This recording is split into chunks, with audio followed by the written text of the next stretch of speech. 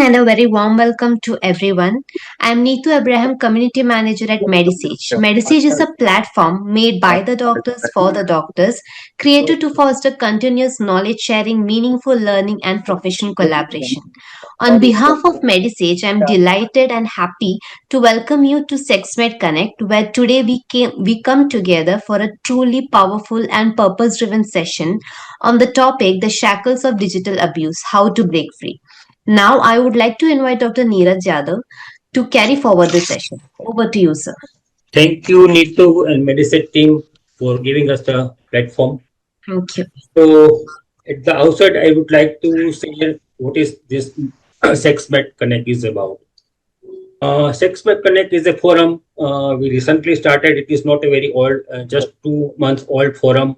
It is a forum for gynecologists to spread awareness about the sexual medicine or sexual health issues.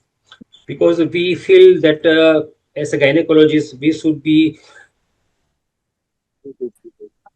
focus on the sexual health as well as a reproductive health. But somehow, due to so many factors, we gynecologists are not focusing on the sexual health issue. So this forum was basically started by me and Apurva to spread the knowledge about the sexual health. So good evening, everyone.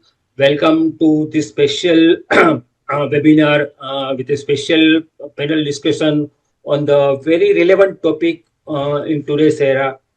As we all know, 25th November is celebrated worldwide as an International Day for elimination of violence against women. And the theme for this year is digital abuse. We all live in digital era. We can't separate, move out from the digital age. So with the digital era, there comes so many risks also. So many of our friends, our family members, and are facing the issue of digital abuse. Sometimes so many gives advice. Okay, you shut down the social media, you don't post so many things, you keep away from the social media. But that is not the proper solution. So we decided that we should have some discussion where we can get the information how to be safe in digital area, digital age, and how we can prevent the digital abuse or digital violence. So I welcome everyone from my team, Dr. Anita Sabarwal and Dr. Monica Gupta as a convener for this program, Dr. Tripti Saran, who is the project in charge for this webinar, two of my coordinator, Dr. Poonam Misra and Dr. Lalita, and SexMed team, me as a president, Dr. Apurva Kumar Datta as a vice president, Dr. Sama Sultana as a secretary of the SexMed Connect, and Dr. Nesargi Patel as a joint secretary of the SexMed Connect. Welcome everyone on the board for a very fruitful discussion. We are going to enlighten so much after hearing the discussion about the pertinent issue. So I am very much thankful to Pankaj Desai sir for accepting our invitation to moderate this panel. I know this is we as a clinician are not very much aware about it, and it's a really challenge to moderate the issue about the digital abuse. And I'm really thankful to Pankaj Desai sir for being there as a moderator. And I welcome all the panelists also, Dr. Tanya, Dr. Sargam Soni, Dr. Namrata, Dr. Brinda Adige, Dr. Puspa Chaudhary, Advocate Vidhi Gupta, IPS officers Sankar Mishra and Ms.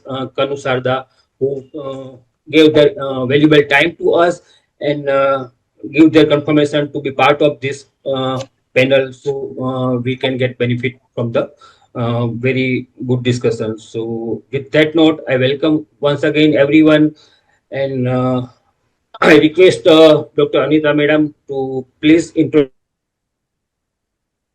Yes.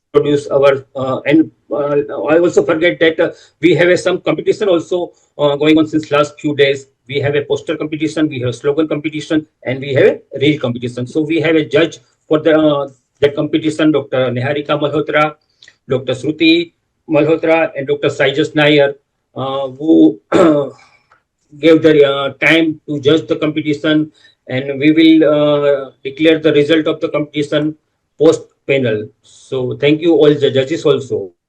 Now I Thank you, Dr.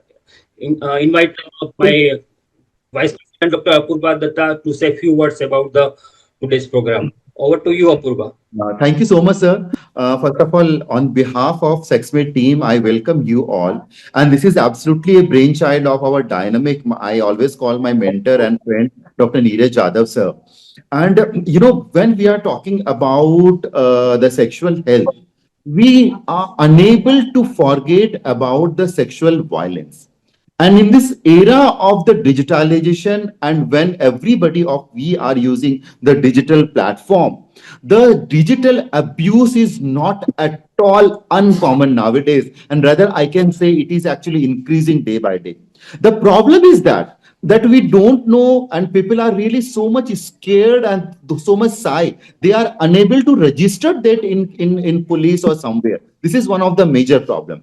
Now, just in a very short, I just want to tell my audience that what is this is the digital abuse. Now, this digital abuse is nothing. It is in a form of like a lot of I think 2 days back I go through a wonderful ad, and it was ad from, I think, from America or somewhere, where a person is going into a person is going into like mall, and somebody saying, hi, how are you, how was your dinner yesterday? So like that, people always post every their personal things even in the digital platform. And here comes the problem. When the patient the public pay are actually posting the things in their so digital platforms, they are known by people, and they actually causing the problem. So this is all about the digitalization, and definitely digitalization has given a lot of positive things, but one of actually the negative things is the digital abuse. So we have a galaxy of panelists with us, and under the able guidance of Dr. Pankaj Desai, sir, I always consider him my mentor. So thank you so much for accepting that, and I'm really eagerly waiting to heard the views of all the great panelists. Over to you, sir, and thank you so much for starting this initiative. Thank you, Apurva. May I request Dr. Anita Sabharwal, Madam, to introduce Yeah. our moderator, Dr. Pankaj Desai, sir. Yes, thank you so much, Dr. Neeraj Jadhav, sir, our sparkling leader, and under whose guidance today we are having this wonderful webinar. And really, it's a proud privilege and honor to introduce our sparkling leader, Dr. Pankaj Desai, sir, who has been the past president of Foxy, also has had Lifetime Achievement Award from Foxy in year 2022. He's an academician, teacher par excellence, scientific researcher, and very inspiring public speaker. And of course, you can all see his blogs, his books, his YouTube videos, and he's a very well decorated person. So many awards to his credit. He has been the former dean, unit head of Medical College Baroda. Also, at present, he is senior consultant at Janani Medical, the hospital at Baroda. I think we have so many things to learn from him, and he really inspires us all. So, here I present to you Dr. Pankaj Desai, sir. You yourself will see today so many people, I think, on the digital platform are eagerly waiting for him to start this very, very important session. Over to you, sir. Pankaj Desai, sir. Thank Neeraj, you. I have Pankaj to start. Desai, sir. I have to Yeah. start, or other friends have to be introduced. Anyone else? No, yes, wait, sir. I request Dr. Tripti Saran to Ah, introduce our eminent panelists. thank you. Yes, Tripti. Thank you, Neeraj. Congratulations first to, take such a brilliant initiative. One way of accepting cybercrime as a reality is to, start talking about it, which we are going to do today. We have our rock star moderator today, and I have the privilege of inviting our esteemed panelists today. The first one I would want to invite is Ms. Brinda Adige. I'm inviting them in the alphabetical order. Can we have it in the correct way? Yes. Yeah. So Sama? I Sama? call her a feminist and an activist for women and child health rights. She's a founder director, Global Concerns India. She established India's first child protection helpline. She's an architect of gender sensitive police training module. She's a fourth fellow and alumni of Columbia University. She coordinated safer city initiatives on legal aid, victim protection, and urban governance. She leads the Mukti Alliance Against Human Trafficking, and she's a founder of Vedihake Collective for Domestic Workers' Rights. I'm sure with her activism, she's not only helping women and children, but today she's going to guide us in how we are going to deal with digital abuse. Welcome, Brinda. Can we have the next slide? Sama? The next one was supposed to be Kanu Sarda, but unfortunately, she's caught up with some death and her family, so she won't be joining. So the next one here is Dr. Namrata Mariam Chakko. Can we have a slide, please? The next one. No. Dr. Mariam Namrata. Yes. So Dr. Namrata is the Assistant Professor, School of Computer Science and Engineering. She did her BTech in Computer Science and then completed her MTech and PhD in Computer Science and Engineering. She did her research in cryptography, cyber forensics, network security, database, application security. Everything that we as doctors are these are weak and vulnerable points. So I'm sure with her deep knowledge and expertise, she will help us understand the nitwits of digital violence and how we are going to, of course, deal with it. Welcome, Namrata. Our next panelist is our very esteemed guest, Dr. Pushpa Chaudhary, not Dr. Sargam, Dr. Pushpa Chaudhary. Yes.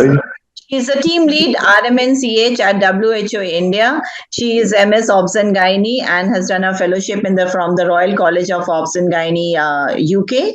She's been the president Nepal Society of Obs and Gynae and has received several awards such as the Maternal Health Visionary Awards by the Harvard.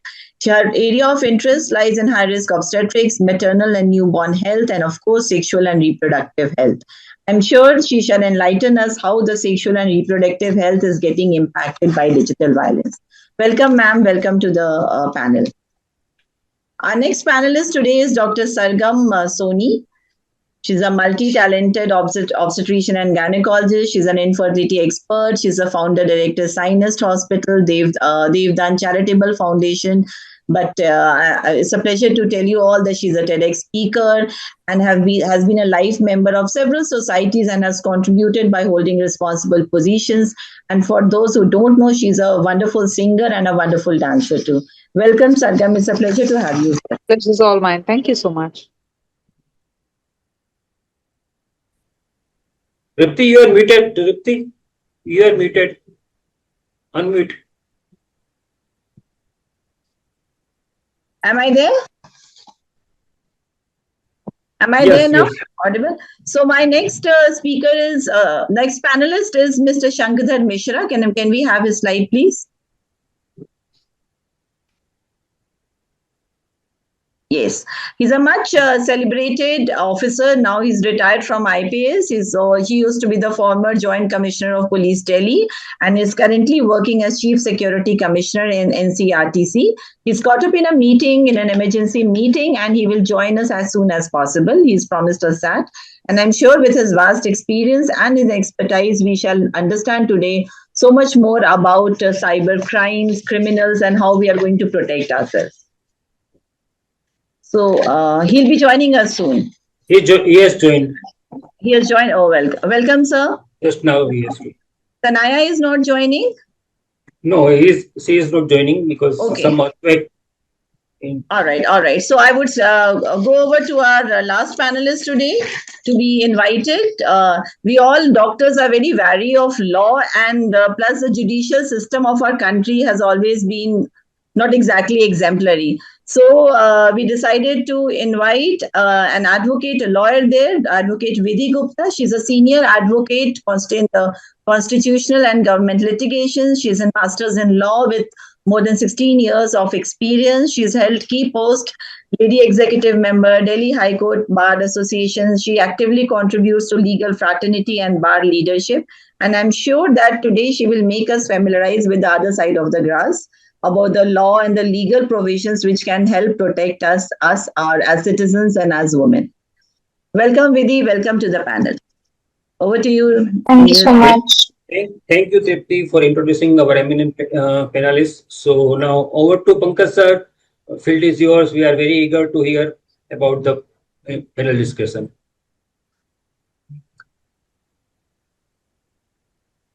Okay, can you see my? Yes, sir. Yes, just a second.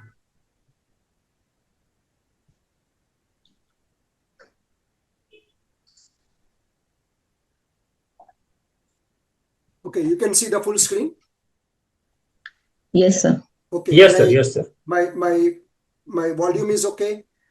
A little Perfect, sir. louder would be better. Can you increase the volume of your system?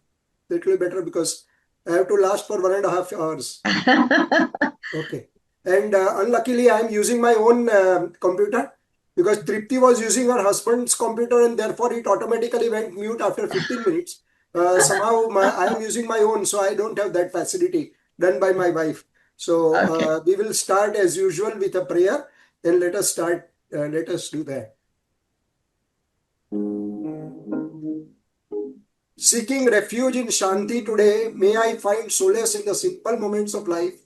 Feet on earth and bird songs heard, may subtle solace be found in life's unrest.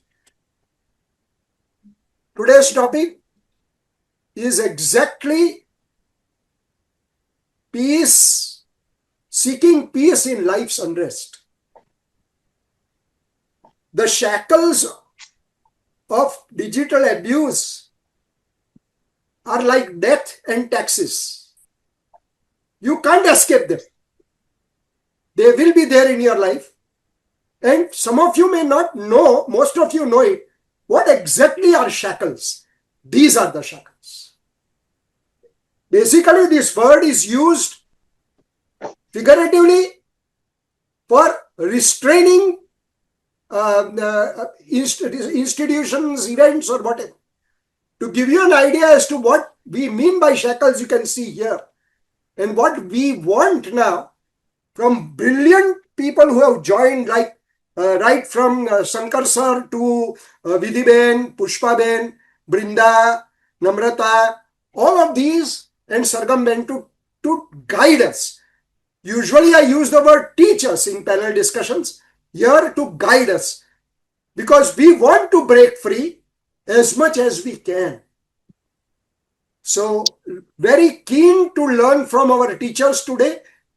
The questions have been given before, and I will not be directing specifically to anyone.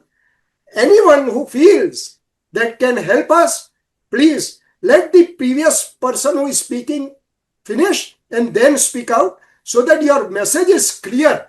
You are brilliant people, we want to learn from you. I also wondered, my wife also wondered, and you will also be wondering as to why am I here? What have I got to do? But somewhere I am worried of this cyberspace. Nothing is private here.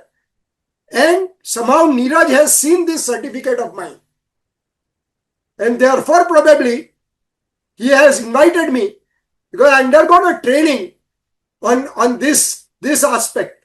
I am incompetent, but I have been heavily affected in this matter.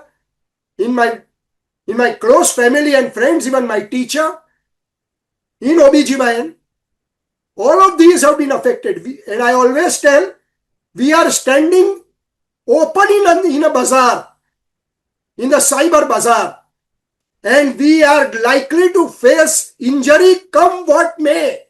You can't escape it. Minimize it, yes. And for that, I am really thankful to Dr. Neeraj and the entire team, and all who are making efforts to make us cyber sensitive and use it nicely. Therefore, A man who asks a question is a fool for a minute.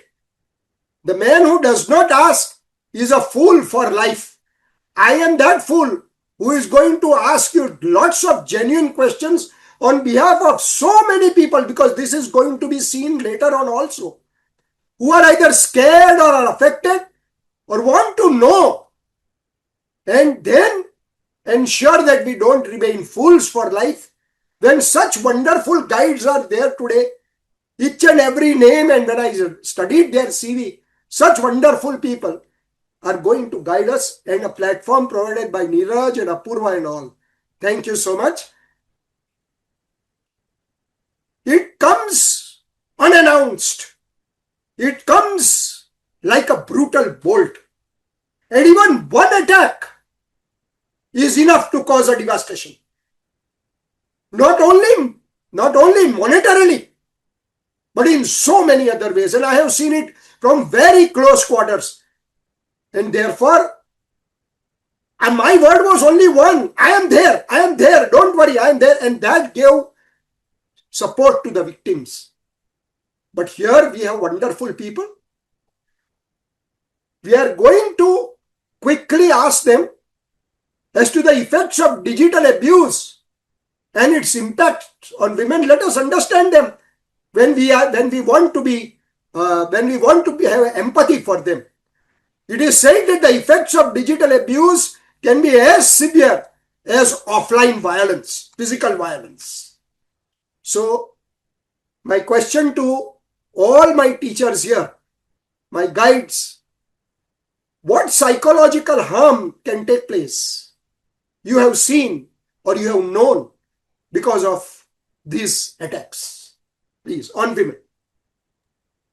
Anyone can guide us, please. So, we've seen that digital abuse can be in many forms, as simple as attacking somebody or trolling somebody, to something that is there in the house at a domestic level, like controlling somebody's phones, asking for somebody's passwords for the mail, or sharing the location. No, that is tracking not what I location. want. Please, I want to know what psychological harm it Yes. can. Yeah, I'm just coming there. So, what I'm Please. trying to say is digital abuse doesn't just stay on the screen. It increases anxiety, fear, isolation, there is loss of autonomy, and it can escalate into not just mental eventually, but also into physical or financial abuse. So, it actually can harm the confidence of a human being to another level. Is it similar to, you being a doctor, you can tell us, is it similar also to post-traumatic stress disorder, which we are very worried of, PTSD? Can Yes, that it is. also happen? In fact, post-traumatic stress disorder may be labeled as a subset of a digital abuse. Okay, thank you. We come to the next sort of harm, social and economic harm. Can you please, any member of the panel, tell us about the social and economic harm that it can do? Maybe Namrata madam, or more so socio-economic harm, Mishra sir can tell us, as to you must have seen or must have known these type of things. Any one of you, please, guidance. See, can you hear me? Yes, sir. A little more volume, a little more. I have increased my to 100, so. Now, the issue here Yeah. is that when you interact with the victims, the first thing which becomes very prominent is that they have somehow what is known as a fear of not being believed. They have a fear of social stigma, which is basically always placed on their mind. So, as far as social harm is concerned, this is something which is very important.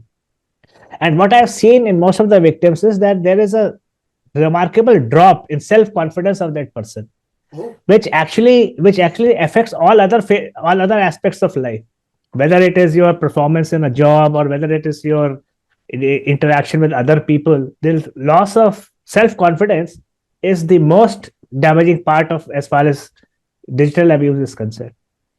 Problem with digital abuse is that it becomes a 24/7 kind of an affair. yes.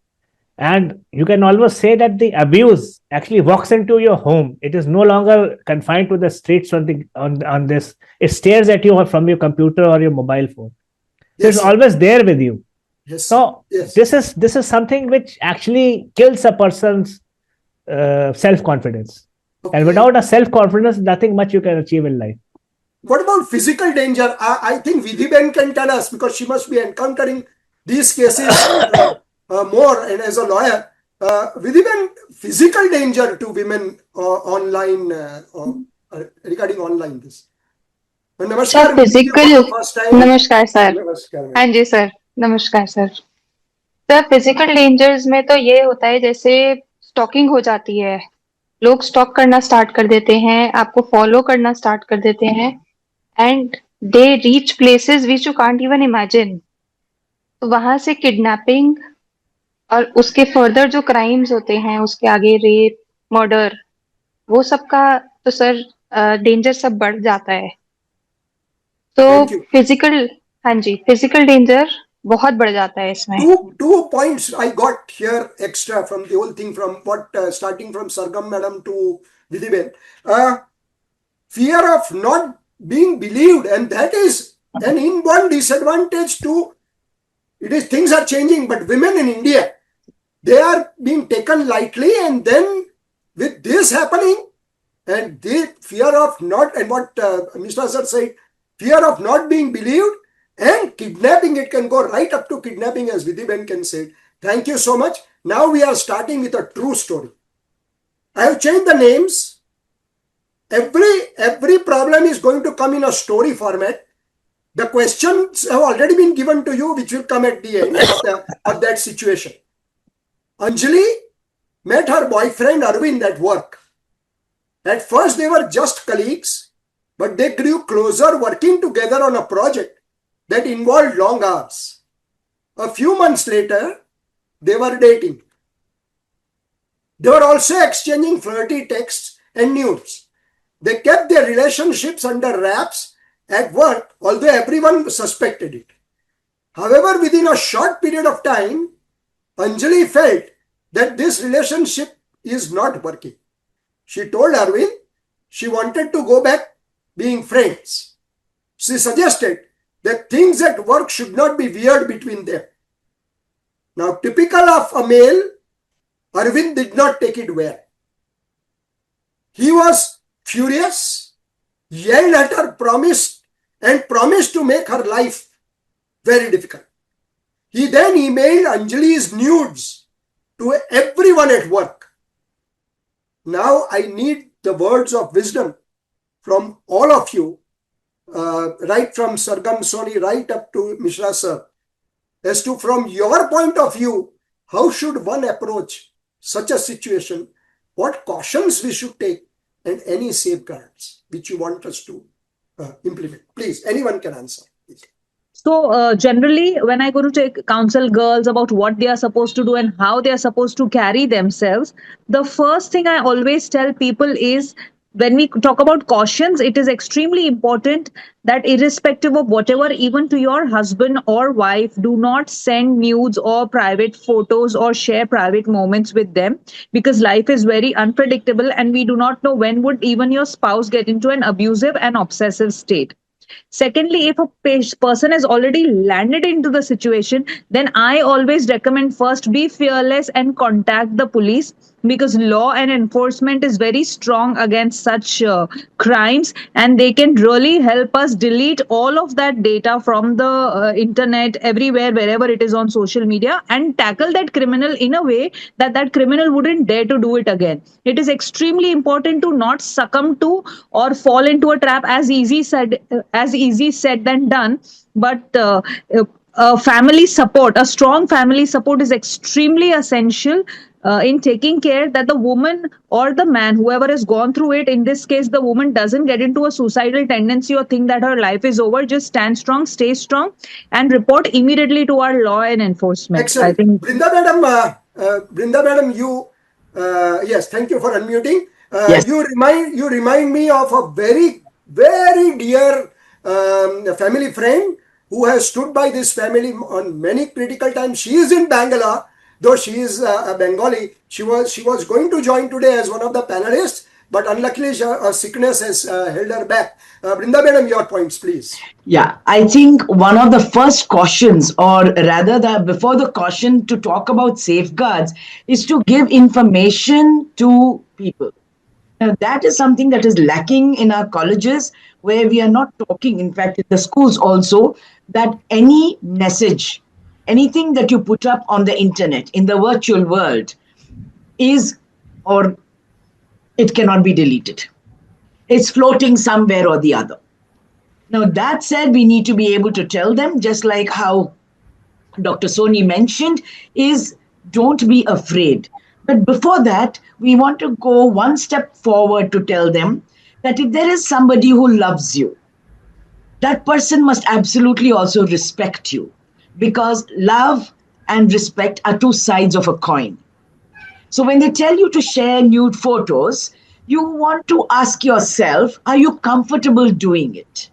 Because deep in your heart, you know the answer. And for that, you need to have the courage to say, I am not comfortable sharing. So the next thing is, oh, then you don't love me so much. But again, the question we want to ask ourselves is, I, as a woman, usually it is women who get caught in this. As a woman, I have not asked for him to strip himself naked and show me his body. How is it that he thought he could do this to me? So it is important for us to tell women, especially young people, learn to respect and love your body, because you are the only guardian of your body. Excellent, excellent. And that coming on a medical platform is very, very relevant. Namrata madam, something I would like to, your inputs on in the next situation. It is related to sharing private media. Others can also tell, but here, Mrs. A young working professional, got a sudden barrage of concerned phone calls from her friends that they are seeing embarrassing photos or videos of hers online, such as those taken in a private setting like a bathroom or a dressing room. Madam, your inputs on posting embarrassing photos or videos of a woman online, such as taken in private settings. What can be done?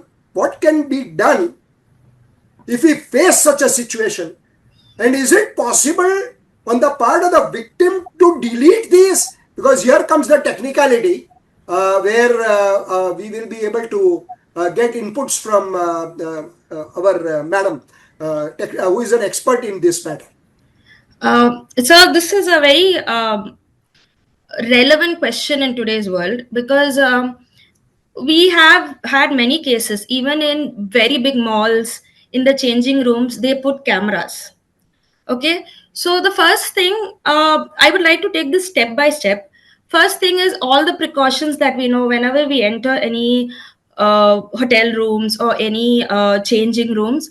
We take your camera, turn the flashlight on, and just scan through. If you're getting a light back, it means somebody has hidden a camera in that room. So that is the first precaution that you can take in such case. Now, suppose you are not aware of this, and maybe from any other private settings, your image has been leaked. You should be aware that the Indian government has acts which you can complain about. Okay, according to the Indian government rule, each and every social media should have a dedicated officer and a dedicated cell. There is this website that is known as cybercrimegov.in. Cybercrimegov.in. Immediately that you see that your images are uploaded, you can immediately go into that web page, log in, give your details. So you know what, the earlier discussions that you all were having, women are scared to come out and tell. This cybercrime.gov.in, this particular website, you can sit in the safety of your room and report a crime.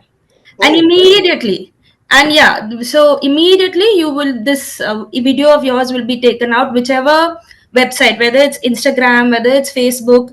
The moment you report it to cybercrime.gov.in, your the material which you have not consented to, it will be taken down. So this one awareness, everyone should know that there is this provision that our government is having.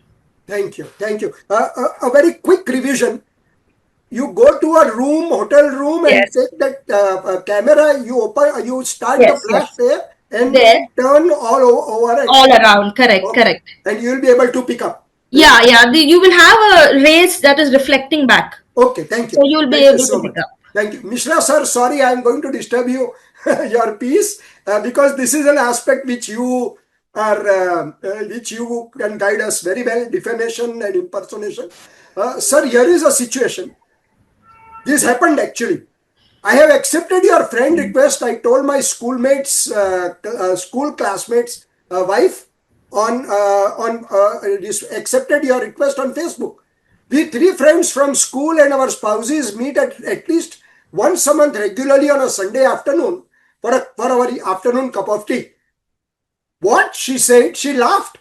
She said, I am not on Facebook, Pankaj. Whose request did you accept? Though she innocently laughed, I was not amused. I could sense something scary. So here comes the question, and we want Mishra sir to guide us. Impersonation and defamation. Creating fake social media profiles or using similar names to impersonate a woman to post provocative or false messages and leading to public shaming and rumors. Sir, how should the lady and the family handle this? And anyway, can this be prevented? Mishra sir first, and anyone else on the panel, if you can please give your inputs, please. Mishra sir, you are muted, please. Like this falls under identity theft. Yes. And it is liable under Section 66C of the IT Act. Yes. So if you lodge a complaint to the police, they will immediately act on it. They are obliged to act on it. Okay. Okay. Otherwise, as like Madam has suggested, you can post it on the file a complaint in the cyber cell also. Basically, our MHA has a website where you can lodge complaints also, which Madam has already indicated, cyber.gov.in. Yes, cybercrime.gov.in. So you can lodge a complaint there. You have a helpline also running. It is 1930. Although most of the people use it for filing complaints about financial frauds, yes, but you can do it for identity theft also. Okay. Now the problem comes in that people normally don't file complaints like this, and the person on the other side gets encouraged because of this. So the first thing that has to be done for a victim is that the victim has to first understand, identify, or at least be aware of the what you known as recognize the abuse first, and they have to act at the first instance, not at the last instance. They can't sit over first it. Instance. Act at the first instance. Okay. I would like to share something. In a couple of, I think a little more than a year ago, there were many fake profiles on Instagram by my name when I started gaining a little popularity and all.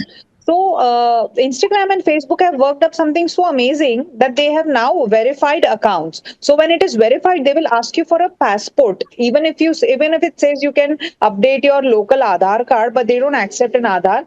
So verifying our profile using our passport just make sure that the Instagram protects our identity from being stolen, and then it auto deletes all the other profiles that have been built in our name. In case if somebody doesn't have a verified account and still the identity theft has been done, reporting that account by more than a couple of people who know you can also help us, and Instagram just make sure that it removes the reported account. Thank you very much. This was very important, both Mr. Shar's inputs regarding the act at the first place, not at last. And Mr. Sir, 66C, 66A was a headache for people like us. Anyhow, this is just a lighter vein. Namrata madam, you would like to tell anything? Yes, sir. The kind of attacks that are happening now, when you say the social media fake profiles, it is going to a new level because there's something known as AI, artificial intelligence, and deep fakes. Okay, so I'm listening. Please go ahead.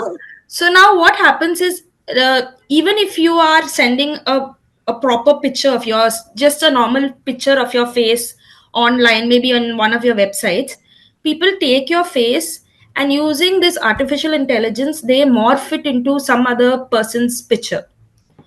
So this is a new threat that is coming. Okay, see, the internet was made to connect, for everybody to connect, for everybody to, so staying out of the internet is very difficult. But with the advent of AI, the kind of attacks that come is all the more.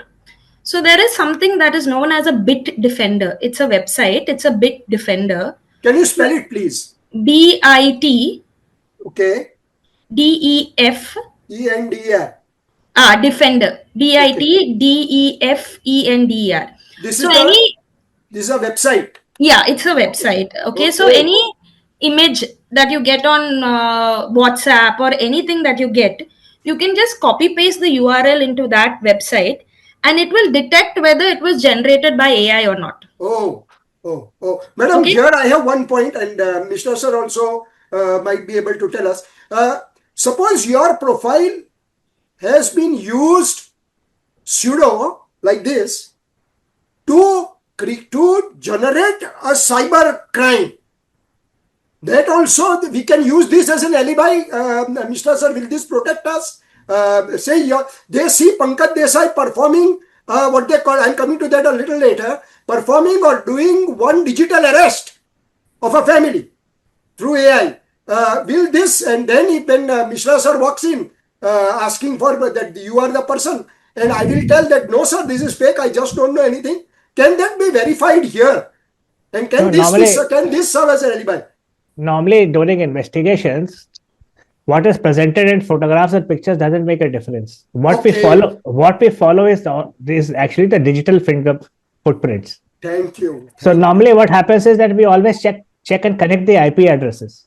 Okay. And through IP addresses, we take a call, IP addresses and MAC addresses for that matter. And through that, we take a call which system was actually used for indulging into this kind of crimes. That is the reason why we wanted you and Namrata madam. Thank you so much. Very, very reassuring.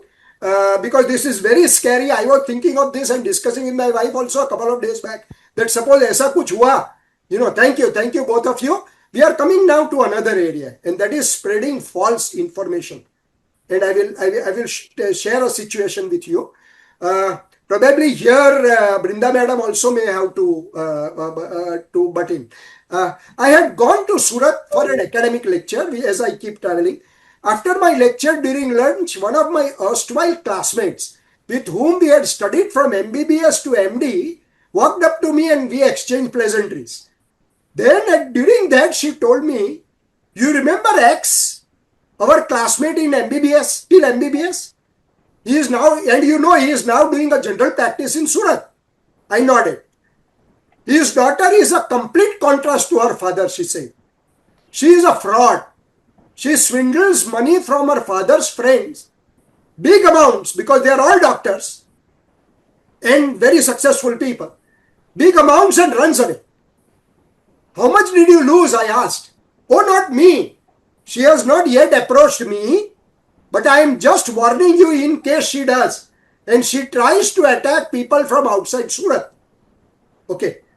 I had met this family in question often as friends and couldn't believe.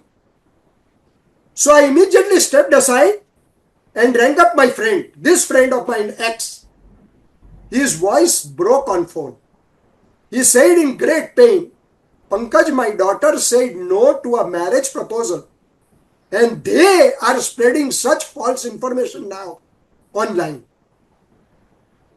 Forwarding gossip or malicious emails to damage a woman's reputation, or making up false stories about her online. How often does this happen? How to prevent it? And if it happens, what are the curative systems in the society available? Though it might be repetitive, please tell us the curative systems also, because such platforms are going to be required more and more for health education. Please, for this education. Anyone can answer. Brinda madam, Namrata madam, Sargam madam, Sir, Mishra sir, anyone. So I would like to be very straightforward here. The first way of prevention in such cases is to stop being a part of doing something like that.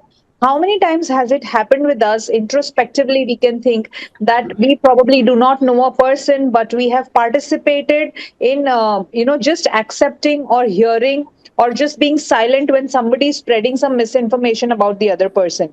That is a part that we have been a participant in encouraging the other person to talk about the other person. So that is where the prevention starts. As a victim, we have Can I please sure. pardon me. I am completely illiterate on this matter. Therefore, I would like to know. Though I have a certificate, I consider myself illiterate because I want to learn more. I would like to know from you one step before the first reaction coming from a close friend that this is what his daughter, her daughter is doing. First reaction will be to accept. Oh, is it? So The that first is reaction where. will be shock and denial to accept. Rather than acceptance is the fact that you said, oh, is it? That means you are not accepting it. You have given probably the most appropriate reaction you could give. And the second step would be reconfirming from the girl's Yes. father that was done Okay. by you, which were Okay. the most appropriate steps to be taken. Okay. Brinda madam, further, how often this happens? Very often? This happens very often Very often. because we are a deeply patriarchal society. So let us remember that misogyny, sexism is something that women have also internalized, because this is something that is taught to us from a very young age. Look at all the TV serials that come. All of them reiterate this kind of behavior. And the narrative is that you are a good woman depending on who certifies that for you. And largely it is men, probably women also, who are in positions of some power. So here it looks like, in the case that you mentioned, probably both of them are on equal footing. And that is why this person had the courage to make a call and ask, is this something that is true, or what is this that message, these kind of messages are coming, misinformation is coming. But first and foremost, we need to tell ourselves, as families, let's tell our daughters, if you don't want to get married, don't get married. Wow. If you have a problem, Wow. it's okay. Because families, 90% of the arranged marriages are business marriages. And let's not put our daughters into that kind of a cage. Sabash. Sabash. कोई कुंवारा नहीं पड़ा है, ये गलत Our family friend, Dr. Miss Sanjukta Sanjukta Sartak Pal. If she is here, I'm sure she must be. If she is listening, she must be very proud of it. And I have wonderful students, madam, who have by choice not married, obstetricians, so much respected. And I also sometimes, though they are my students, if I am in crisis, I call them. Such wonderful people they are, such brilliant. And thank you for this advice. It was very important. Namrata madam, any other thing you want us to do for preventing this? So, when it comes to awareness, we have to be aware that there are laws under the IPC section. There are laws for defamation, and there are laws where people can go in prison for that. So if somebody is falsely sharing information of you which is not true, you do not keep quiet. You can approach the Indian law. If it is via digital, it's under the IT Act. Okay. If this information is false information is shared via digital, it is under the IT Act to section 66. So I feel when somebody is sending false information, first thing, you as a receiver, if it has come via email or if it has come via an image, you verify it. You verify it by putting it into that Defender website, whether the information is true. And if you are the receiver end, if you are the victim, I feel you shouldn't keep quiet. You should go and report it, because there are Madam, laws to support we this. have a lawyer with us. We are so fortunate. Vidhi madam is here. If she is still here, Vidhi madam, yeah, are you हाँ please? Ji Yes, please. हाँ Madam, जी हाँ your जी inputs on this as will the laws be the same or which is non IT laws are also applicable regarding this defamation? Any inputs? IPC sir IPC में भी इसमें provisions हैं जहाँ पे पनिशमेंट हो सकती है, और एंड सिविल लॉ में भी है a suit can be filed for defamation. And So and in that, both civil criminal, we yes. have provisions where people can take benefit only if they are aware.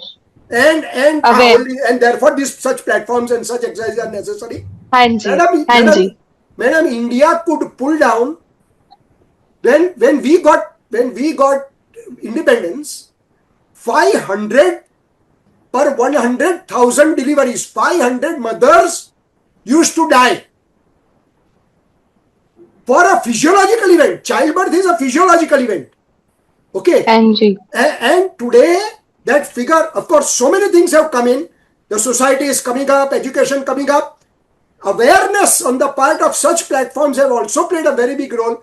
We are less than 100 now, just over a period of say hardly 70 odd years, which many countries have taken centuries to reach. So such platforms are very much necessary. We will come to you.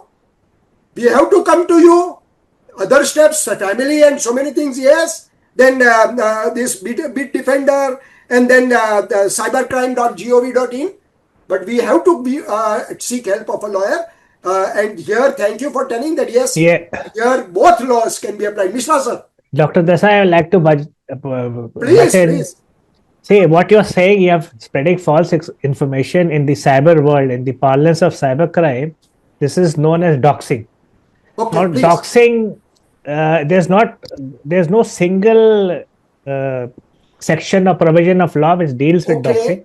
It depends upon the content. Like if you have something, if somebody is keep repeatedly coming up with this kind of information, it can fall under stalking.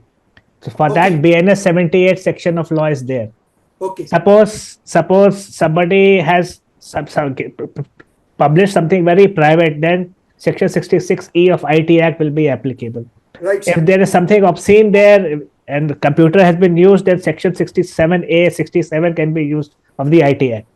So depending upon the content of this information, you can have different sections of law. How often does this happen? It happens very frequently. Very The frequent. problem for us is, as a police officer, we have seen it happening, a woman being targeted by a male. But the biggest problem is, this happens, a woman is targeted by a woman also. This happens a number of times. So they have some conflict in office, they Yes, have yes. some conflict at I'm home, getting your point. and they start giving all kinds of information on the internet. Now, as far as cyber stalking is concerned, now the law is designed in such a way where the victim has to be a female and the perpetrator has to be a male. Okay. If the perpetrator is a woman, the cyber stalking does not apply. Okay. Now, these are the certain limitations in this. Now, what I suggest in this is that Please. we have to catch them young. You have to Okay. start teaching about digital etiquette at the very beginning. When the children are in school, Yes, sir. they should start classes on digital etiquette. Yes, sir. When I was handling the cyber cell, I used to go to schools and teach them about digital etiquette also. Yes, sir. And at that point of time, I had proposed that every school should have what is known as a digital counselor also. They have regular counselors. Wonderful. They should have Wonderful. digital counselors, one for a male children and one for a girl child. And that has to be in two groups. Like below class 6, below class 8, there has to be a separate person. And the senior classes, there has to be a separate person who has to be well acquainted with the aspects of psychology and about digital space. My Thank you, only sir. say, Thank my you. only, Wonderful. my Yes, please. only, my only. This is that you should interact digitally only with those persons whom you would Okay. like to interact in the physical world. You can't have dichotomies in this aspect. That you have a separate set of friends in the digital world and a separate set of friends in the physical world. It doesn't work out. Thank you, sir. There is the problem. This was a golden word which you have said. You said the physical world, if you are comfortable with that person, then only communicate with that person in the cyber world. Thank you very much. We come to our next situation. One of my neighbor's daughter is brilliant. She made a fortune in recent years on the bourses. Many of you also might have made. Typical of an average successful person, as her pockets got heavy, her tongue got light. She started telling big stories of her success to everyone and anyone. Then it happened. She suddenly got a threatening direct message on WhatsApp from an unknown number asking for money or face kidnap and rape. A barrage of such offensive, destabilizing messages quickly followed from different numbers. So now we come to targeted online harassment. Any one of you can please tell us. Sending threatening, abusive or obscene messages via text, email or direct messages as seen in cases of cyber stalking. What is your advice to such victims and how does law protect such victimized ladies? Anyone can answer. Namrata madam, Vidhi madam, Sargam madam, or even our Brinda madam. Anyone. Sir, cyber stalking happens because we share too much information online.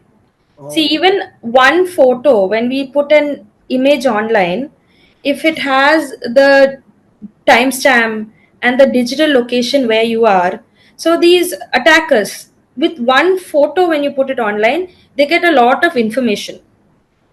Okay, there is a with the background of the image. So when you're sharing, you reduce your digital footprint, is the best advice that I can give. Then maintain something known as digital hygiene. One part of digital hygiene is whatever accounts you have, social media accounts, ensure that you keep on changing the passwords. We are in today's world, we are in a very comfort zone. All the passwords are stored in our browser. So if somebody gets access to your browser, your passwords, all your passwords are leaked. So keep on changing your passwords. Then there is something known as multi-factor or two-factor authentication. That is, each and every account of yours can be one by a password, can be verified by a password, and then can be verified by some other, either a PIN or a digital fingerprint. So reduce your digital contact to the outside world. Okay, and how to do this is by ensuring digital hygiene, and always keep on clearing of your cache. Whenever you go, like, we keep on the, what you say, your GPS signal on. Your Google is tracking, your Google is always on. If you go to Google, check settings, it knows the history for the past 5 years, where all you have been, it's been tracking. So keep on clearing the cache. So when these attackers get information about these small things, where you are, what you're doing, this leads to online stalking, and then it could lead to something that becomes physical. Thank you. Excellent. I completely agree. I would want to madam add one and very then important Mishra thing. sir. Yeah, I would Dr. like to Pankaj, I add. would want to Yeah, Mishra I sir, would just a want to second. add only one important thing, that we should stop clicking on any files, unknown files, especially the ones which have APK in it. Yeah. No, unknown file is not wanted. Yeah, very excellent advice. Mishra sir. Actually, what you have just mentioned here is this example is actually extortion. Extortion, yes sir. That was what I was. Extortion in police parlance is a very serious crime. Very serious, right? And it is, the victim has a lot of protection here because the punishment is close to 10 years in this. Okay. Now the thing is that it is invariably followed up by the police, irrespective of which police it is. Yes. Any case of extortion in Delhi, in India per se, is followed up exceptionally seriously. It's almost like in the category of organized crime.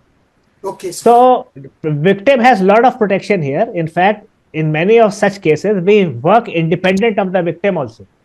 Okay. Because this is an organized activity. Extortion cannot be a non-organized activity, because you have a group of people watching the victim, you have a group of people calling the victim, you have a group of people who will be organizing the funds when they receive it. Yes. So it's an organized activity. So it's a very serious matter, and invariably the victim has a lot of protection in this. Mr. Sir, one thing, please pardon me. A relative similar to this, in a family, in an extended family, sir, she lost up to 30 lakhs. Okay, this was some times ago, and when she was asked about filing the complaint. She went, she filed the complaint. You people investigated promptly, everything identified. And then when a formal complaint had to be filed, means whatever your legal parlance, you, Vidhiben and all can tell us, and not important of course. But sir, that was the time she asked whether this will come in newspapers, that I have been extorted like this. And that time, the laws might have changed. The very, very cooperative and very nice police officers, because that time I had gone, they said that no sir, that we cannot prevent. Your name can come in the newspapers. Sir, your point on this, please, more information on this. Can it come in newspapers? Normally what happens is that it happens only when you have an oversight here. Normally, when an FIR is registered, you can always block that FIR and make it private. Okay, that sir. option is available with the police. Okay. That whenever an extortion case is registered, whenever a girl is a victim, whenever a woman is a victim, they can block that particular FIR from going online. Okay, Otherwise, sir. all the FIRs are online as far as we are sir. concerned. Yes, sir. Now, sometimes it does happen because of lack of oversight of the person who is actually registering the FIR. He has not clicked the correct button and he has not ensured that it has gone private. If it becomes public, then it goes online. Okay, sir. Thank you very much. We come to online stalking.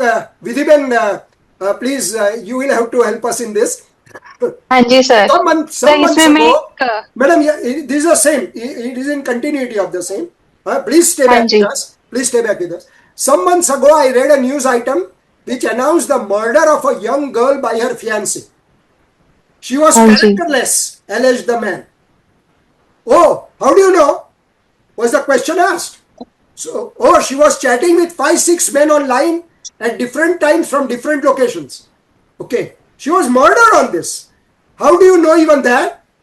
I was monitoring her online activity and movements and tracking her location. Did you tell her or take her permission? Reply, what are you asking?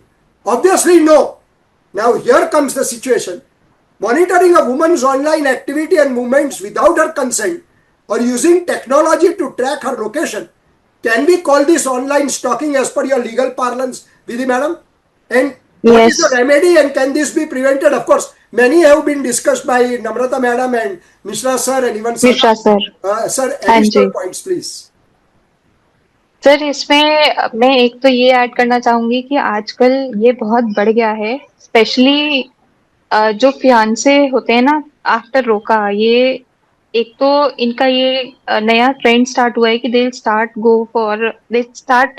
Going for trips and they will get close very soon which has never been advised इतना जानते नहीं है जितना वो close हो जाते हैं and then they take pictures exchange messages और उससे वो प्रॉब्लम्स क्रिएट होनी स्टार्ट होती हैं कई बार ऐसा भी होता है कि उनके लव अफेयर्स पहले रहे हैं और उनपे जो है वो वापस आ जाते हैं उनके पुराने लवर्स ये सुन के कि इनका रिश्ता पक्का हो गया है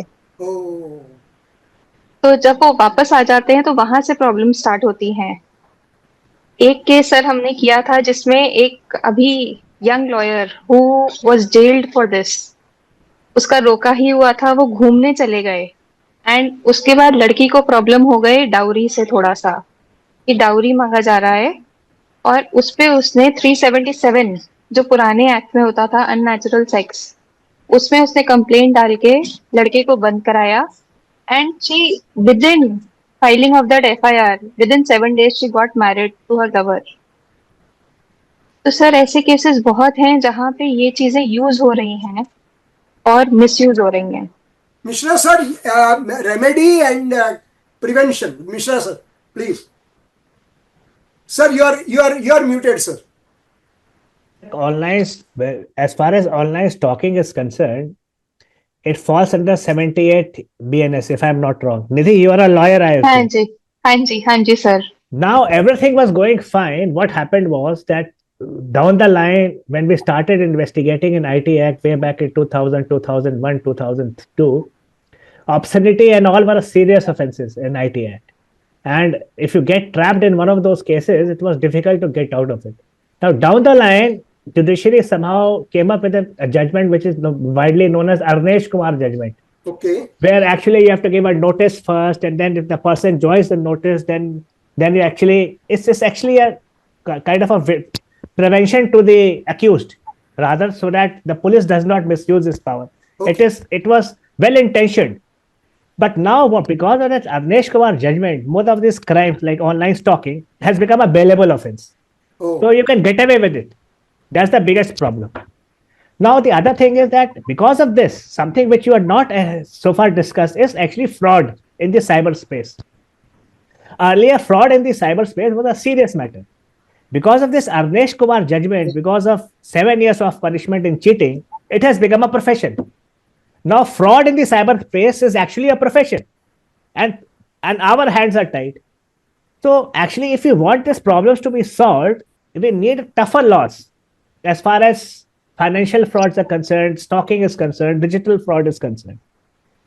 Now, until unless you strengthen the hand of the police in such matters, we will not be able to actually get hold of this issue. Okay. And as I'm saying, you have people roaming around in Mercedes, and their job is actually digital fraud. They make money in India, go off to Dubai, sit there, and enjoy the money. That is what is happening now in today's world. Oh. And it's Sir, because of this similarly, reason. on digital fraud, there is one more area where I want your and Namrata Ben, Vidhi Ben, and all of you, your input is digital arrest. This word is moving around a lot these days. And this Bhopal news we have just read recently. In a shocking incident, a retired bank manager and her family lost more than 67 lakhs after the fraudster posing as a police personnel threatened to arrest him in a terror and financial fraud case. The incident has come to light from Bhopal in Madhya Pradesh, where the family was kept under digital arrest for 2 days, confirmed the officials. Now, sir, your inputs on what is a digital arrest? How does this scam work? Are women more susceptible to this? Any difference in gender responses to arrest? And how should we all, in general, and women in particular, protect ourselves from this? Mr. Sir, some part of your fraud is, which you correctly say, is also coming here. Your inputs, please. Anyone can tell I will not talk about digital arrest as such. Okay, please. Anybody, it's a very common. But I'm more concerned about something else. Please. See, fraud can happen with anybody. It can be digital arrest or it can be any other online fraud. Certain amount of money goes out from an account into some accused person's account. Okay. Police invariably traces that movement of the funds, and we get hold of the money where the fraudulent account was, where the money was deposited. We even catch the people in whose account the money was deposited. Now, ideally, if the accused person is not able to return the cheated amount which has come into his account without any explanation, he should not get any leverage from our legal system. Okay. Now, unfortunately, that is not happening. Okay. So you can have a trade-off. You can commit a financial fraud of 5,000 crores, stay in the lockup for 5 years, and then get away with it. Oh God. Without giving a cent of the money which was cheated by you. Okay, now, sir. what kind of a law and what kind of a legal system are we talking about here? Okay, sir. Very, very, very, very deep matter, because this we will never know being outside. We are laymen. Namrata madam, your point on this, anything you would like to tell us? And then we come to Vidhi madam. So this kind of digital arrest is when our data is controlled by somebody else. So the first thing that we have to do is we have to ensure that our data is not leaked. And to do that, like I mentioned earlier, keep on changing your password every 180 days. Clear caches. Yes, you have to clear your cache, keep on changing your password. And another important thing is we go to cafes and we connect our systems to free Wi-Fi. Oh. This free Wi-Fi is a portal for attackers to get access to our system. Please don't do this. Avoid connecting your mobile phones, your laptops to any free Wi-Fi. even in the railway station, even in Okay, the. got it. So these are the points where the attackers can come and, release viruses onto your system, and it is these viruses that can take hold of your data. They will lock your entire operating system, and then they'll ask, the attacker will call you and say, if you need the password to this, you have to Got it. deposit so much amount. Got it. Thank So you. again, digital hygiene, ensure that you know which network you're connecting to. And like ma'am said, if any emails have come, any suspicious emails have come, do not click it until and unless you know that you know the sender. So do Okay. not click suspicious Okay, emails, do not got click it. Yes, suspicious yes, links. and this Yes. is what sometimes creates a positive sort of a problem.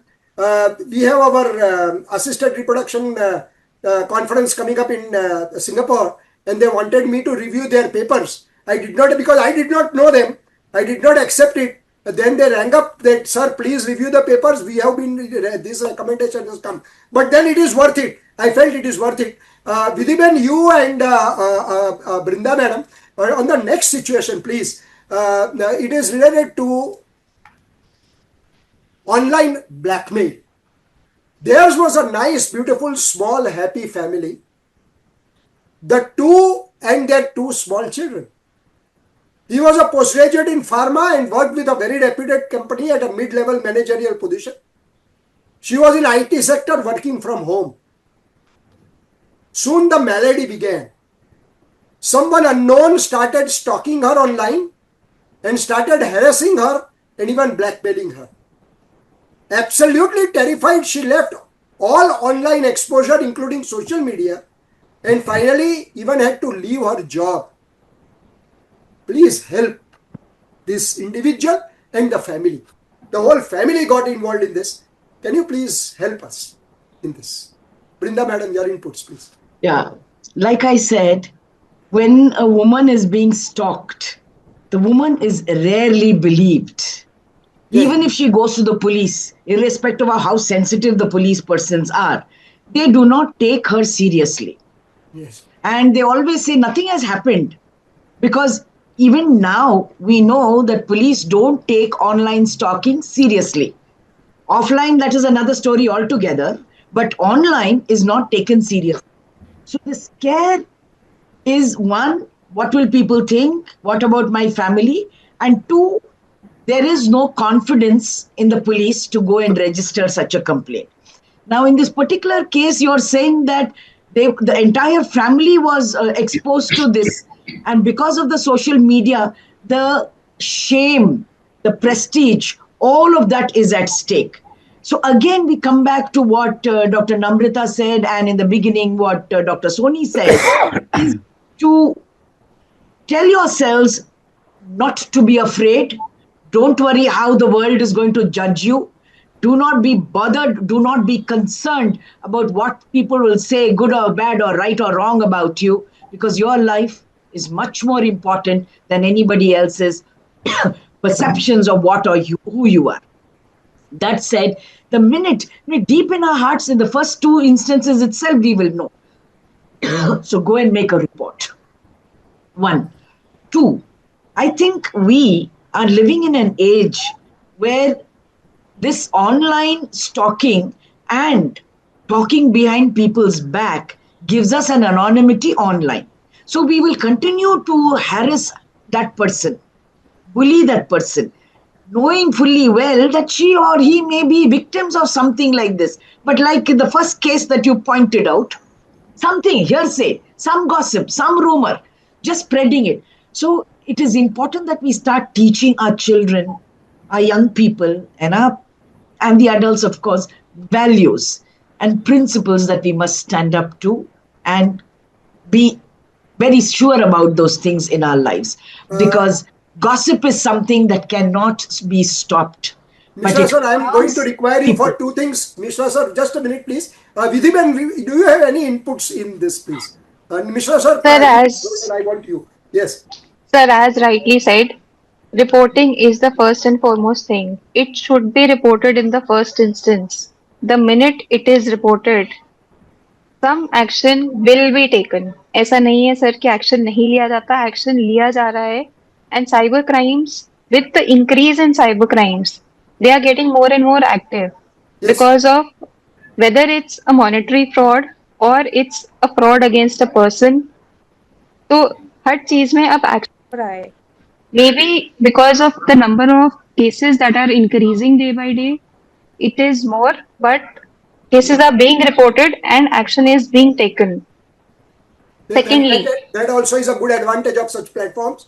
We feel confident in the system. we feel, Confident. Hanji. Yeah, and Mishra sir also pointed out some points regarding the lacunae. Mishra sir, I would like anything you would like to tell in this, and then the next situation, which the last one is completely probably your mastery will be there on that. I'm coming to that later, but your inputs on this, anything, please. See, there is a problem, no doubt about it, but there is a solution to the problem also. Okay. And the solution to the problem is very well documented. See, what happens is that, first of all, whenever this crime happens, you in the digital world and everything moves in the speed of light. Now, first of all, we have to ensure that the cases are registered. It's very important when a complainant walks into the police station, he has to be heard. Our job is actually what is actually known as constant public engagement and delivery. That is our primary job. In the police, that is the first job that has to be done. We have to engage with the public and we have to deliver. Now, the biggest challenge is that we simply do not register cases when the complainant reaches the police station. Now, that is because of the two reasons. First, overwork is the first reason. Understaffing, overwork, whatever you call it. Second is lack of understanding of how to deal with this issue. Third, there are so many checks and balances as far as investigation of digital fraud is concerned that the information which you want actually to proceed in this investigation is invariably delayed. Now, if we have better controls over two things, means of communication and means of moving funds, we will be able to pin this problem down. See, whenever somebody is communicating, he's using a computer network or he's using a SIM card.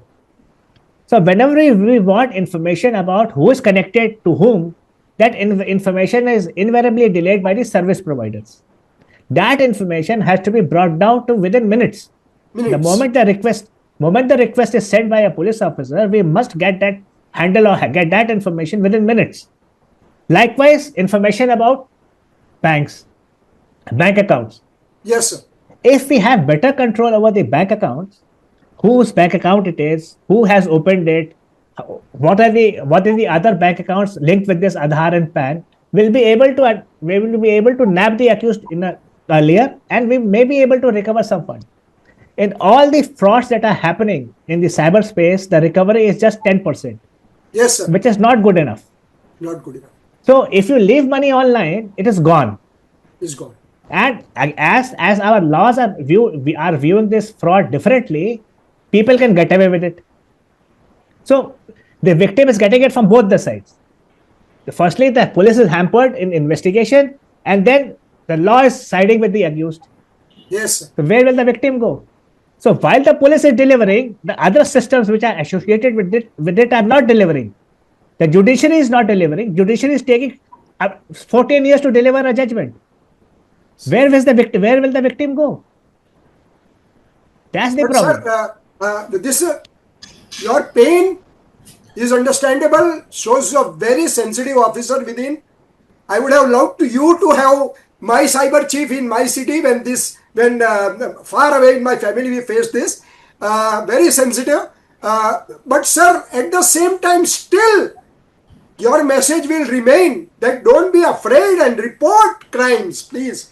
Because what happens is this type of negativism or laziness or lethargy should not come that कुछ होने वाला नहीं है, मैं report नहीं करूंगी, मैं किसी को बोलूंगी नहीं. That should never come. That should never happen. Let us at this moment forget about the judiciary because that is not under our control. Yes, sir. However, yes, if we are able to ensure that the required information by the police whenever they seek it is coming in minutes, we guarantee the police can guarantee the return of the funds and redressal of your problem.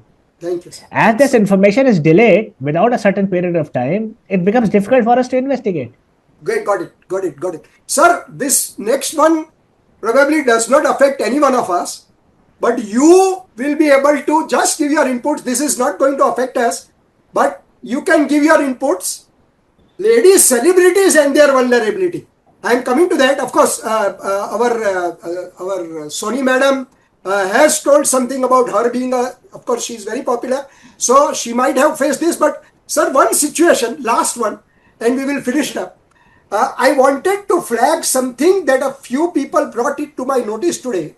This lady has mentioned on the net. Someone has been pretending to be me on WhatsApp using my pictures and messaging photographers about photo shoots.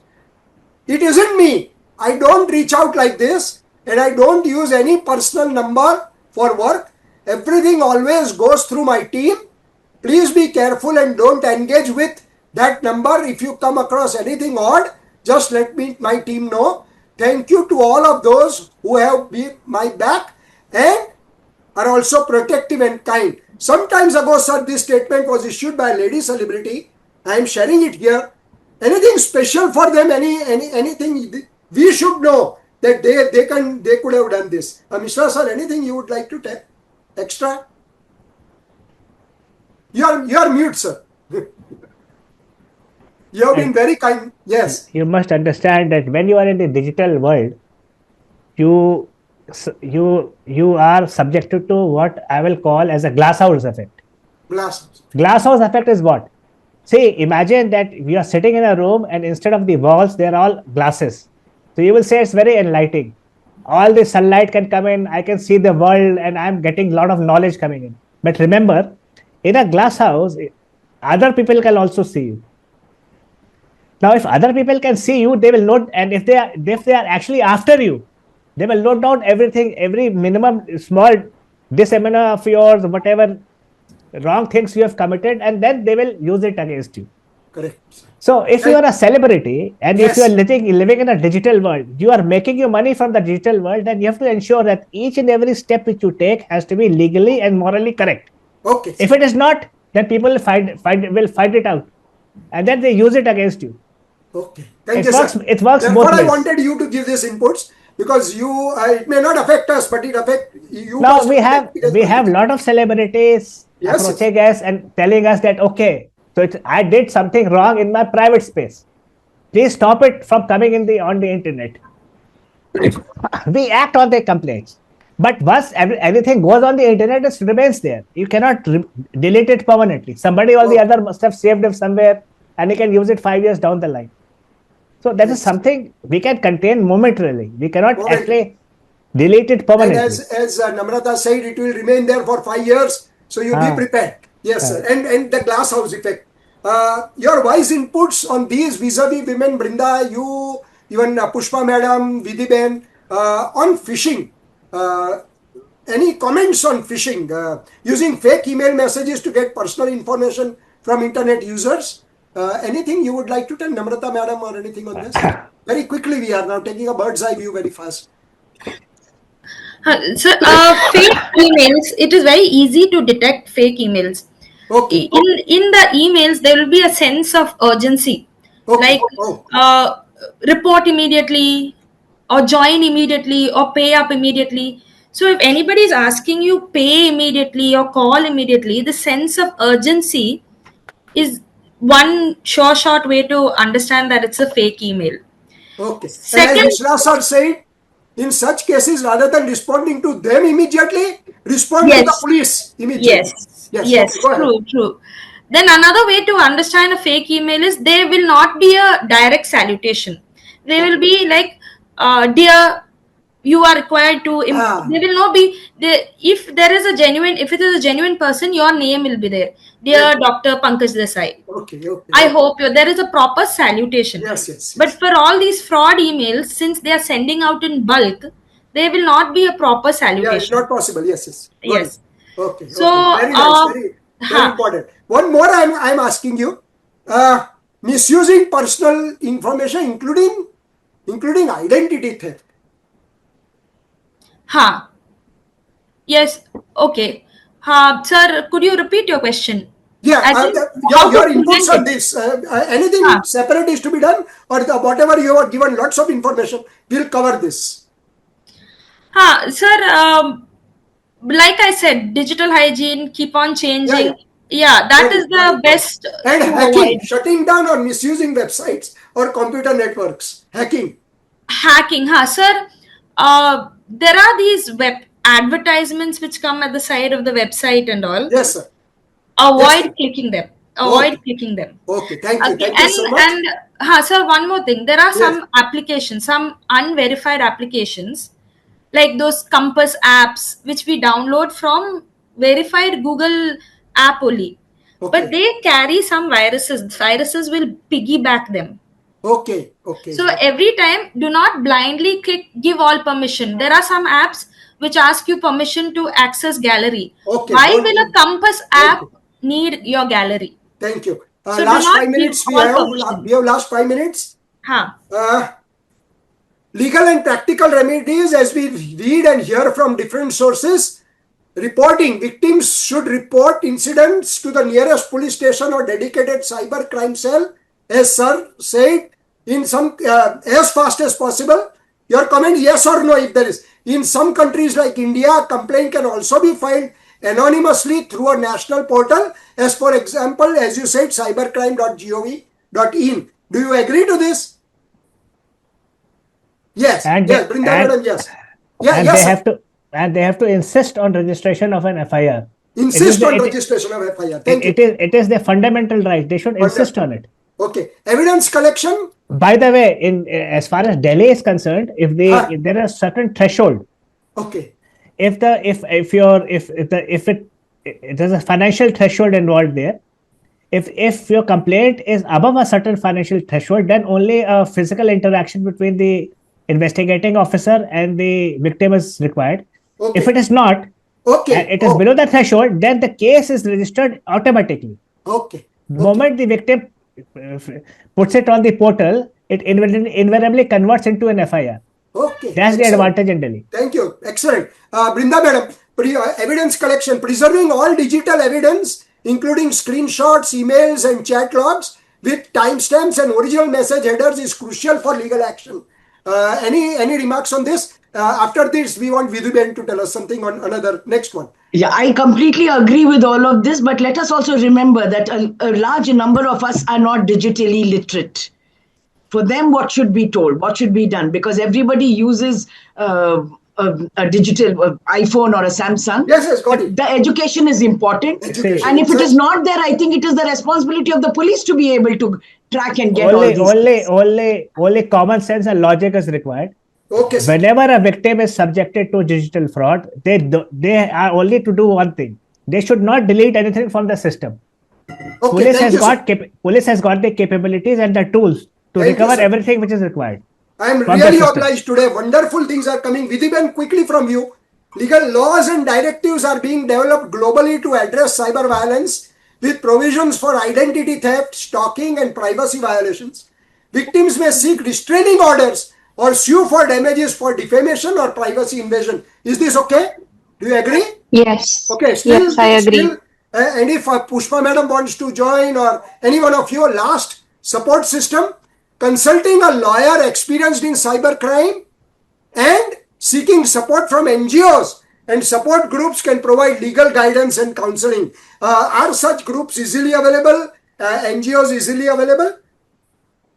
No, there are no such NGOs easily available, and there is no information about NGOs or even support people who can be easily made available for these kind of consultations.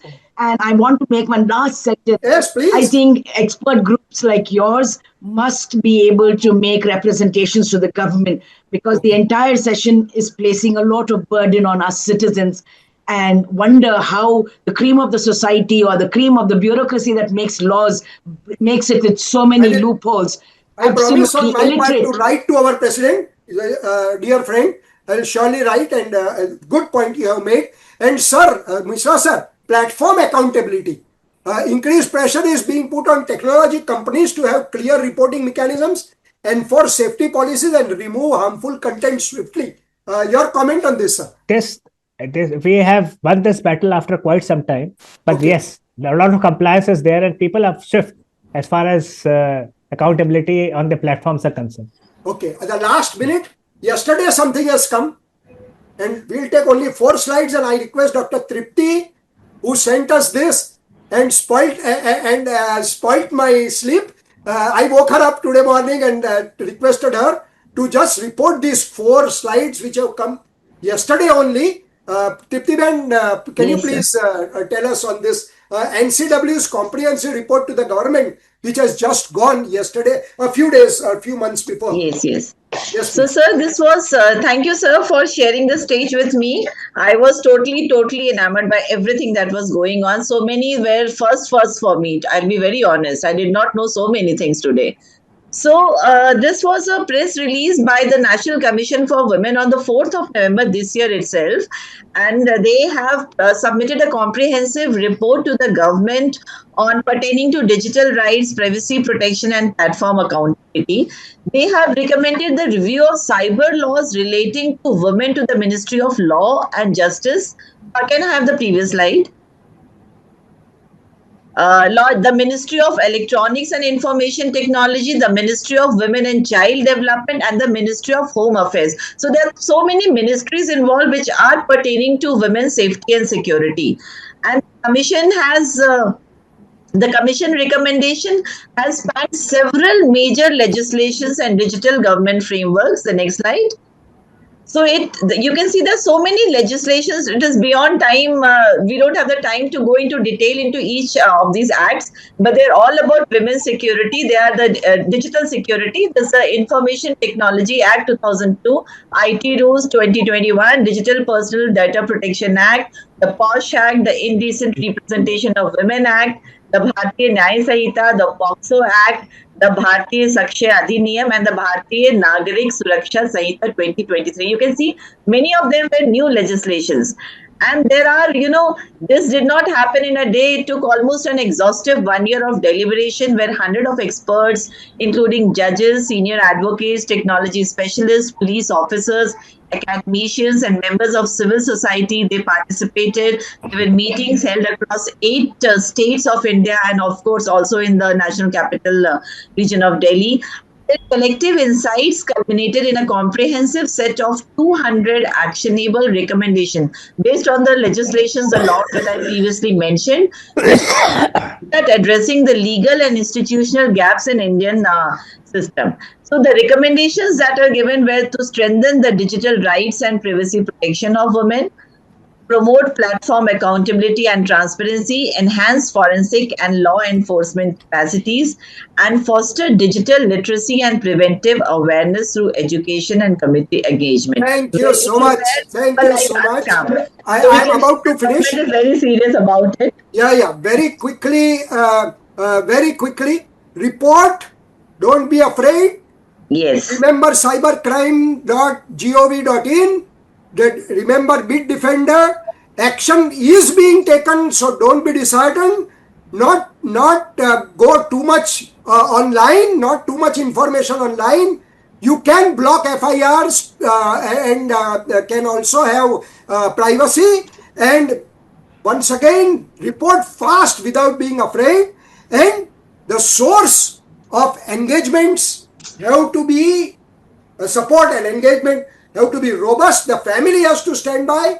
People like, I'm sure, Brinda and even Namrata, Mishra sir, and all of them, if we go to, and there must be people in every family like this who can provide such a support, identify them, run to them. These are changing times.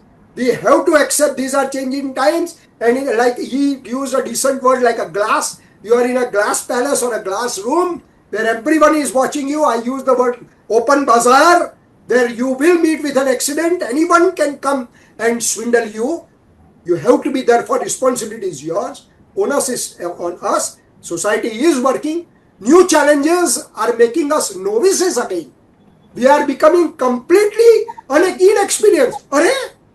My teacher, when he was robbed of 5 lakh rupees, retired man, the way he broke down. And this is where we require such such wonderful experts who have given us guidance and support. People like Mishra sir, people like Dr. Sargam, people like Namrata madam, people like Pushpa Chaudhary, Vidhi Ben, and all of you who have, and even these organizers who provided with this platform. You people have exactly what teachers would do, guide us. This is now we are going to work on your guidance, hopefully. And now when I go out, I am sure with fortified with such wonderful information, my reaction will be this. Thank you, ladies and gentlemen. Thank you very much for your kindness. Thank you so much. Thank you so much. Thank you, It's a Pankaj sir. pleasure being here. Excellent discussion, was and I really thank you and all the panelists for sparing your time. So after the panel, engrossing panel, it's time to declare the result of a competition which we held 15 days since last 15 days. So over to Nesargi to declare the result for the competition. Nesargi? Superb. Sir, Neeraj sir, Yes. can I have just 1 minute for a sentence? Sure, Since I am sure. a victim. Yes. Sir, I am a victim. The one thing we did not discuss here, I applied for a loan in January 25, and there I got my application was rejected, and what I got in my hand was at least 30 loans were taken by so many people. My PAN card was involved just as a guarantor or something, and the bank told me, the manager told me that, madam, take care of your documents. Your PAN card, your Aadhaar is being circulated everywhere, and you are holding these. You are somebody responsible for such things. And I could not get a single simple loan. And since then, I requested at so many platforms, all those agencies which had provided those loans, everyone's CIBIL and all. How many of us, we doctors, do check our CIBIL score? Nobody does. After my case, few of my friends checked their CIBIL score, and many were compromised. So this is also something. Maybe this knowledgeable panel is going to help or something. Maybe in your next panel we would be discussing. But this is something very, well, still I'm suffering. I couldn't get. I placed Mishra sir. FIR also in cybercrime. Also nobody did anything. Nothing. Okay, got it. Actually, my take would be that you should have a separate session on digital fraud, because digital fraud is Exactly, something sir. which is now the thing is that, Sir, you are muted, Mishra sir. see, yes, in digital abuse, we missed out the children. See, nowadays, what I've seen the alarming data from NCRB coming through. We have this year in the NCRB report of 2022. This is the minimum reported cases. We had 1,822 registered cases of cyber crime against children. When I started investigating crime, digital crime, way back in 2000 and 2005 period, I did not encounter a single case where children were involved. They were the victim. Oh. But now the figures are alarming. As far as pornography is concerned, obscenity is concerned, sexual material depicting children is concerned. In 2018, we had only 44 reported cases. In 2022, it went up to 1,171. These are reported cases where police actually investigated. So focusing on children as far as digital abuse is concerned is becoming a very important aspect now. And we have to start, as far as this is concerned, with the schools only. And if we don't do it, this will going to be a problem for all of us. Mishra madam, a very small point here. Basically, the focus of this platform, SexMed Connect, is a little different. So I am sure Foxy, I am not in touch with the day-to-day affairs of Foxy anymore. No need, not required. My dharma is over. I left. But then there must be platforms in Foxy regarding this cyber. The incoming vice president might look into it and can open it up, because doctors are, we people are suffering. If it is not, there may be a committee or something which which can help, and such discussion, focused discussions can surely take place. Your prizes, please. I am also very keen to hear the prize winners. Yes, Nesargi. Thank you, sir. With the SexMed Connect, we have on International Day of Elimination of Violence Against Women, we have conducted digital violence campaign competitions from 25th November to 3rd December. In that, slogan, poster, and reels were there. And it's my honor to introduce the esteemed judges who guided digital competition with wisdom and wow factor. So please welcome our incredible judges, Dr. Saijas Nair sir, who is past chairperson of midlife committee, and he is excellent laparoscopic surgeon and IVF specialist. Dr. Niharika Malhotra ma'am, she is past chairperson Young Talent Promotion of Committee Foxy and past joint secretary of Foxy. And Dr. Shruti Malvi ma'am, she is a past president of Narmadapuram Society and she is an excellent blogger and writer. So please welcome ma'am, sirs. Thank you so much for joining us and leading their valuable times and wisdom for our digital competitions. Thank you so much for having me here. Thank you, Dr. Neeraj and Pankaj sir. Such an amazing panel, but so much important information. And I hope this can be recorded and sent to many people because it'll create a lot of awareness. Very, very nice panel done. And congratulations to all the panelists also. And I was one of the judges for the poster competition, and it was so heartening to see such amazing slogans which were made. So congratulations to all those who participated, and maybe Shruti ma'am can announce the winners. Thank you Niharika. प्रणाम sir, Pankaj sir प्रणाम. आज तो दर्शन हो गए sir, जीवन सफल हो गया अपना तो. I was so pleasantly shocked to see you, and उसके बाद तो मेरा दिमाग ही काम करना बंद कर दिया. I was in awe in every second listening to you. Thank you, sir. And Anjay sir, thank you, sir, इसके लिए. And Niharika, thank you very much. It was a good experience seeing these slogans and reading them. कि जिन्होंने लिखा, they were also very much aware and they would all be witnessing this panel. ये सोच के मैं बहुत खुश हूँ. And without further ado, I will just announce the three. The point is कि सारे बहुत अच्छे थे. They were making point. We are very intelligent. Women are very intelligent. We know what it is. We just need to be facilitated. So the second runner-up, no fear, no silence. Stop digital violence. Call out hate. Block fast. Report threats. Lift survivors. And make the online world safe and respectful. Accolades to this person, whoever it is, I don't know. So Dr. it Kishore, was sir. wonderfully and nailed it. The second is So Dr. practice Kishore vigilance Jadkar to from Delhi. Okay. practice vigilance to avoid digital violence. Eradicate, empower, and educate. So the second one, उसके लिए भी बहुत सारे congratulations. And this is the one which I loved the most. The first, according to me, click with care, log in for kindness, log out of violence. I just loved it. So thank you, Anjasa, for this. I have sent this to Shama also. So congratulations to everybody who participated. It was Niharika, wonderful. please can you just declare the poster competition? Yes, sir. So Poster, yeah. yes, so the first prize is to okay. We'll start from the first. Dr. Shweta Nitin Manvatkar, and look at her poster, so amazingly done and so important. I think we can circulate this throughout. And congratulations, Dr. Shweta. Second prize is to Dr. Taru. Can you show her poster? Yes. So Dr. Taru also made two, one in Hindi and one in English. So congratulations. And our third prize winner is Dr. Sherja. So if you can show hers.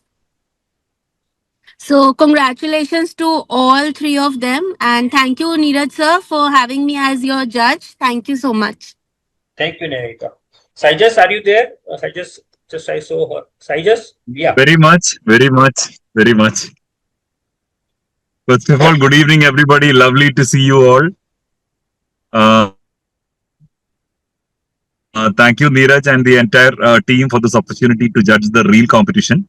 One word I would say, though I was reasonably impressed with the first three entries which won the prizes, I was not mightily impressed with the other contents that I received. I'm sure that we have what you say people who are more talented and who can probably prepare more better reels probably when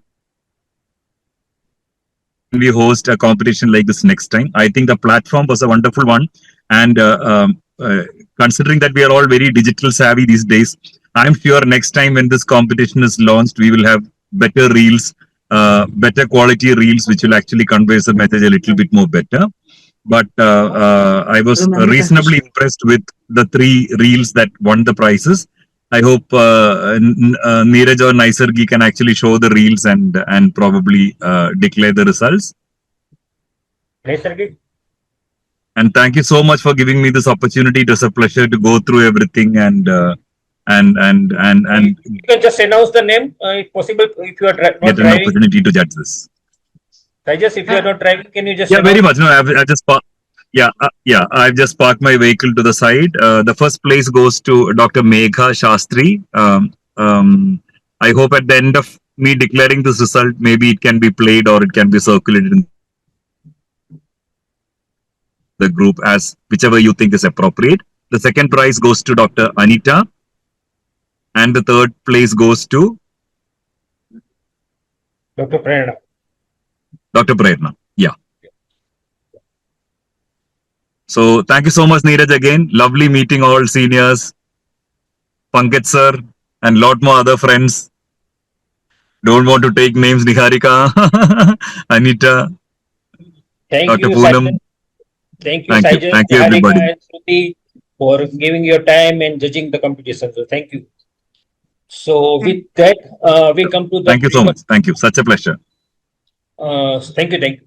So with that, we come to the end of the program, and we need to have a formal vote of thanks from Dr. Sama Sultana. Please, Sama. Yes, sir. I'm privileged to announce the vote of thanks to the distinguished guests, esteemed panelists, respected moderators, and fellow delegates. On behalf of SexMed Connect, I would like to extend a warm vote of thanks to each and every one of you for participating in today's webinar, The Shackles of Digital Abuse, How to Break Free. On theme, Unite to End Digital Violence Against All Women and Girls. This event was organized to commemorate the International Day of Elimination of Violence Against Women, and we are grateful for your presence and contributions. I would like to express my heartfelt gratitude to our esteemed panelists, Dr. Tanaya Narendra and Dr. Sargam ma'am, Dr. Namrata ma'am, and Brinda ma'am, and Pushpa Chaudhary ma'am, and Advocate Vidhi Gupta, Shankardhar sir, and Kanu Sarda ma'am, for sharing their valuable insights and expertise on this critical topic. And your participation has enriched our understanding and will undoubtedly inspire action. And to our moderator, Dr. Pankaj Desai sir, thank you sir for skillfully guiding the discussion. To the conveners and Dr. Anita Sabharwal and Dr. Monica Gupta ma'am, and the program in charge, Dr. Tripti Sharan ma'am, and the coordinators, Dr. Lalita and Dr. Poonam Mishra ma'am. Your efforts have made the event a success. I would also like to thank our technical partner Medisage for their support to all the delegates who joined us today, and your participation has made this event special. As we conclude this webinar, let us reaffirm our commitment to ending digital violence against women and girls. Let us work together to create a safer and more equitable digital world around us. And thank you all fellow office bearers, Dr. Neeraj Yadav sir, President, Dr. Apurva Datta sir, Vice President, and Joint Secretary Nazarki for their support. And thank you all once again. I'm Dr. Shama Sultana, Secretary, SexMed Connect. Thank you all. Thank you, Shama. Very nicely, very inclusive. Thanks. God bless you all. Thank you so all. much. Thank you. My dinner has been served. I will have to go hungry. Thank you, all of you. God bless you. God bless you. We will Thank you. tell the Thank video you. Thank recording you to also. all of you. Niharika ma'am. Thank you. Thank you. Yes.